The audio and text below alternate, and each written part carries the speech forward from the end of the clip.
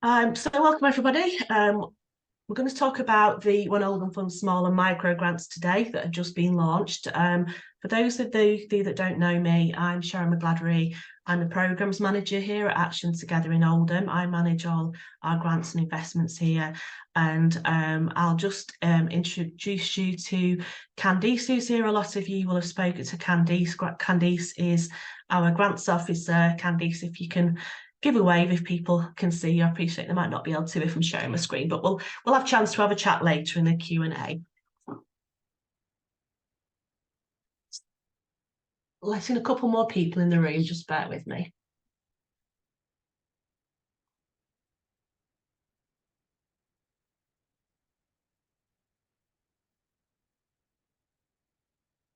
Hi, welcome. If you just joined, you haven't missed anything. We've just done some introductions, so I'm just about to start the presentation.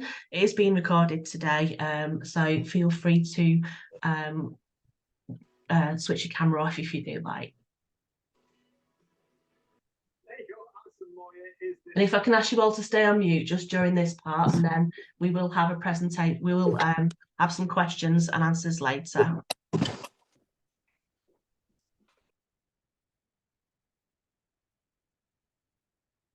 Okay, so welcome. I just wanted to talk about the Oldham Fund and the principles that we work to, just so you get a bit of sort of background information.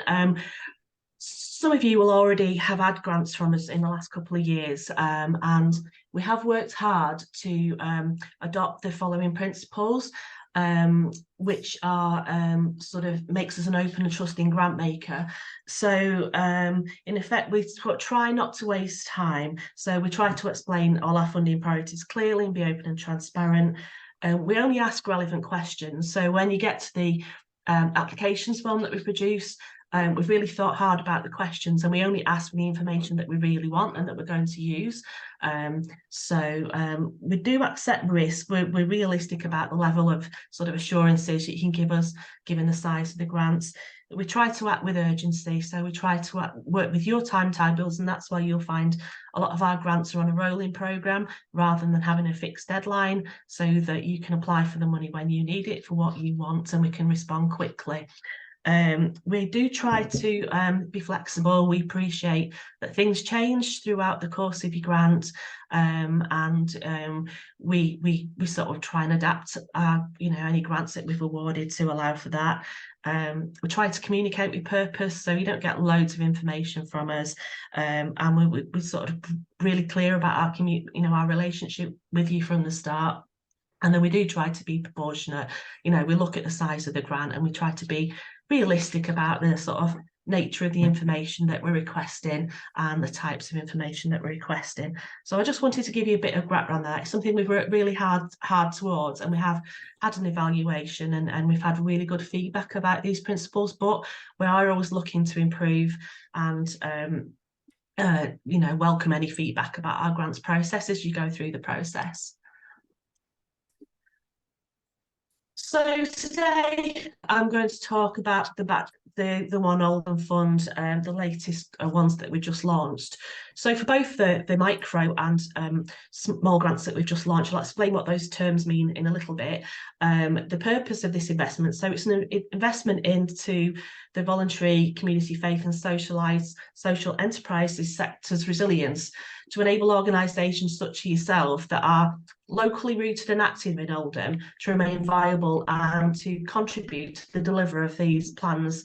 These are actually links, so when you get the slide, you'll be able to look at those plans if you want to look at those in more detail. So the plans we're working towards supporting are the Oldham Plan, Our Future Oldham, a shared vision for 2030, and Oldham's Health and Wellbeing Strategy. For this round, the funding comes from two sources. Part of it comes from Oldham Council, which is the remainder of the Contain Outbreak Management Fund funding that sort of started during COVID. And this is just the last bit that needs to be used up. And then hence, the reason for some of the deadlines that I'll explain later is dictated by where the funding comes from. And then also the Action Oldham Fund have invested some of the income from that fund to enable this pot of money to be topped up so we can award more grants. On the slide, I put a link here, so you can click straight onto it and get the sort of detailed information about the grants and how to apply when you're looking at the slides. So the priorities for this fund we're really looking at projects that have a focus on reducing health inequalities and promoting preventative activity and meet one or more of the following priorities. So we're looking for projects that present diverse opportunities to get together with regular activities to boost physical and mental health and community spirit. Projects that support residents to gain knowledge and skills to confidently make choices and participate in decisions about their own health. Giving children the best start in life. As you know, a lot of you will know, we've recently, we do have a Children and Young People's Grant that's currently paused at the moment. We will be releasing that again next year. We'll be releasing another round of that in March as well, just in case you're wondering. Projects that enable a clean, green and healthy environment, and projects that promote a local area that meets people's needs and makes them proud. So the support is around supporting you guys to deliver these projects and making your organisations support organisations such as yourselves to deliver these kinds of projects. So turning to the micro grants first, the micro grants are grants that are up to either £200 or £1,000. So up to £200 you can apply if you're not a constituted group. So really this is where you've got that mutual aid, that spark of an idea to do something in your community, and you're working with one of our development workers and you've got a great idea. It's just to give a project a kickstart.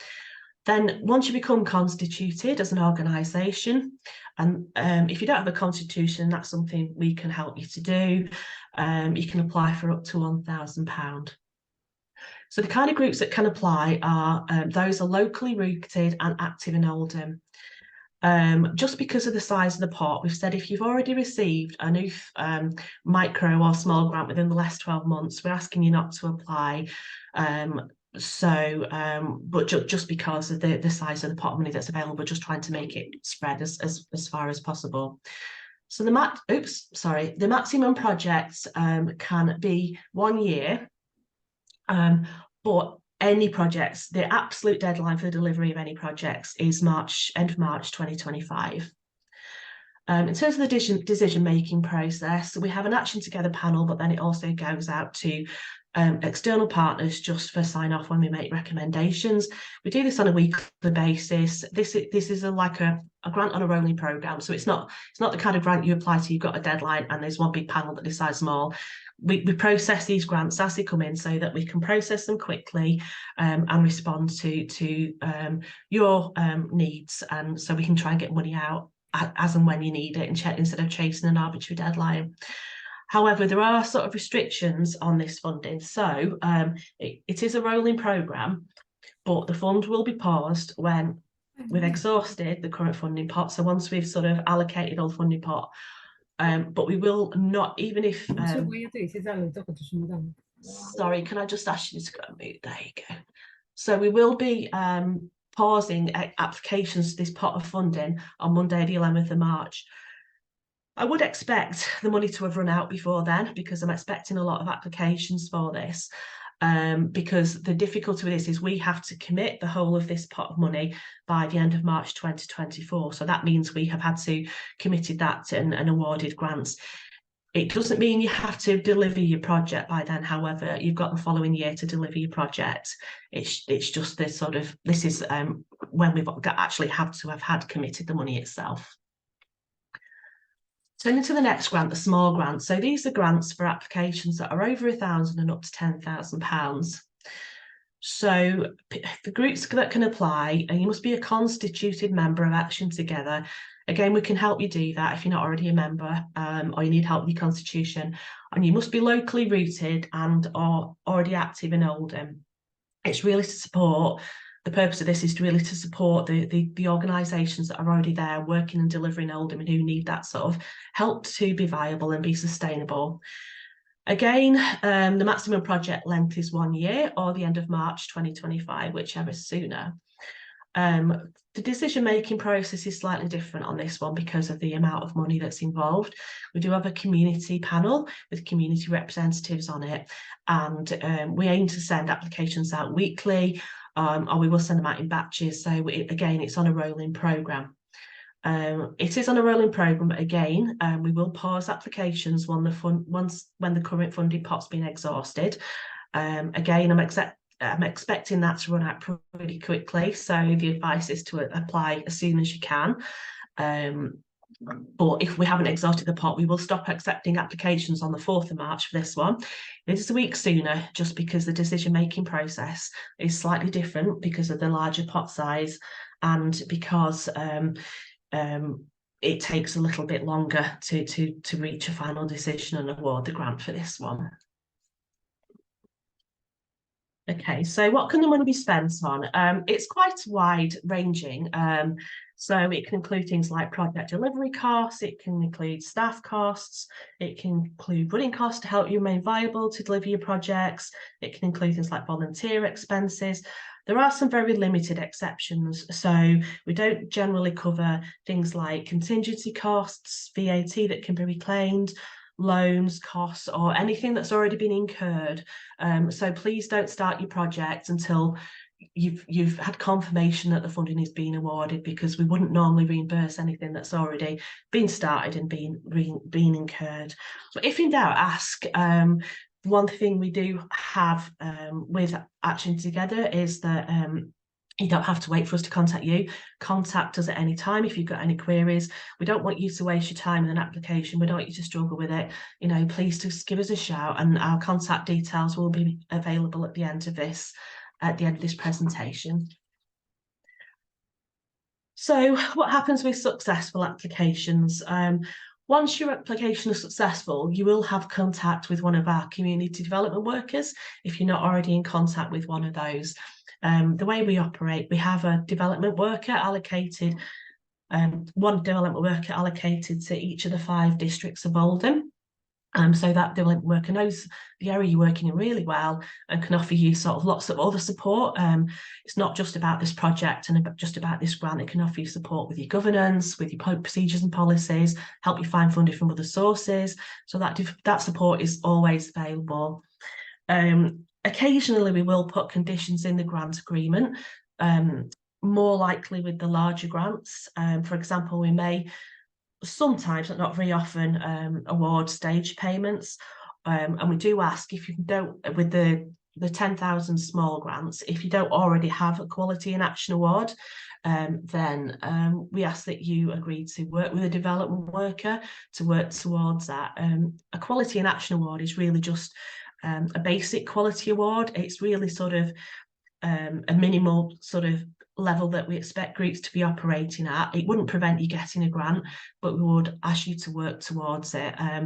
We wouldn't expect, it's not something we'd expect you to start from scratch. We'd look at what you've already got in place, procedures and policies you've got in place, and just help you make sure that those are fit for purpose and suit you as an organisation, and help you to fill in any other gaps that you may need to fill in. So what happens if something changes during your project? I sort of hinted about this before in terms of the flexibility.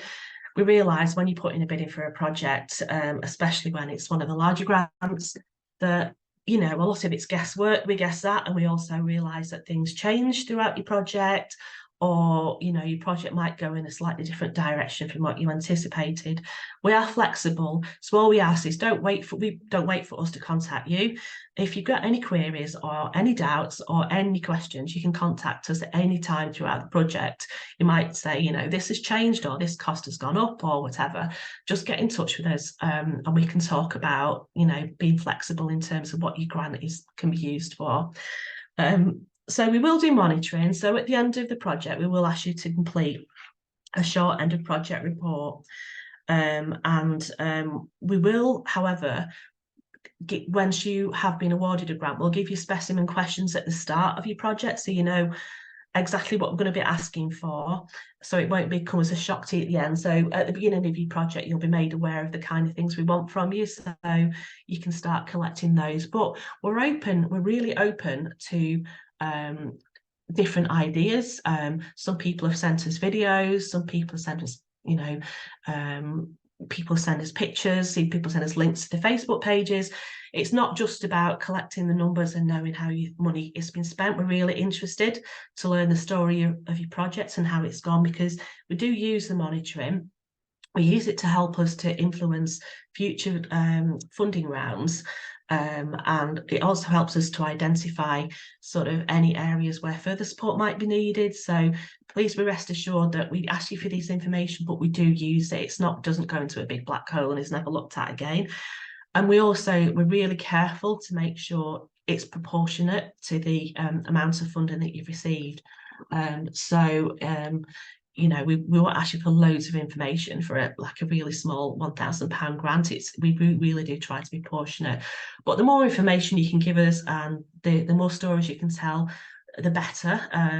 We at the end of last year, it was our first full year of doing the One Oldham Fund, and I did an annual funding report, and it was really well received, and it's helped us build up a relationship with Oldham Council. Is one of our biggest funders at the moment, and they really happy because of the way we've set up the process. They can see the stories. So just a plea, really, just capture as much information as you can, and if you need any help telling your story, or you need any help sort of, we have got a session that we did about how to capture your story, and we do send a link to that out when we send out any requests for monitoring. So some helps and hints about how to take good photos, how to take good videos, that kind of thing. Okay, so top tips. These sound really basic, but really follow these. Please read the guidance notes. We've tried to be as helpful as possible in the guidance notes. They're there for a reason. We've tried to include as much as possible and tried to, we have adapted those as we've gone along, because we've seen the kind of questions that people have asked, and we've seen that we've tried to include that information. So please do read the guidance notes. They're there to be helpful. They're not there to trip you up. If you've got any questions about the guidance notes, please get in touch. Don't spend ages filling your form in and you're not sure. Next thing is answer the questions. We've really thought carefully about what information we need to ask. I know sometimes it's tempting to sort of think, well, I want to put this information in this application form, but just answer the questions that are there. They're there for a reason. We don't put word counts in there anymore because we found that was quite sort of obstructive. We do put a guide in the guidance notes with micro grants and small grants about sort of how much information we might want from you. But if your application isn't clear, what we do, we don't just knock it back and say no. We will come back to you. We may ask you for more information. We'll discuss it with you. We're not the kind of funder that will just knock you back because you've missed out some information. We'll work with you, and we'll work with you and your development worker to try and get as much information as possible before making a decision as to whether that can go for panel. We also, before it goes to any panel or decision making, sort of look at the sort of due diligence just to make sure you have got your constitution's fit for purpose. We might ask for safeguarding policies where they're relevant. We'll ask for things like insurance. If you've had funding from us recently, we do keep a copy of those types of documents. So we'll only ask you for supporting documents where we need them. We won't ask you to keep sending the same documents to us time and time again, because I know that can be really frustrating. But if you're not sure, just ask. We're here to speak to you. We're here to help. We want the funding to go to the sector for the right purposes, and we're not here to trip you up. So we're here to help you. So just please do ask at any time. So that's the end of the presentation. I'm going to stop sharing my screen, and I'm going to stop recording.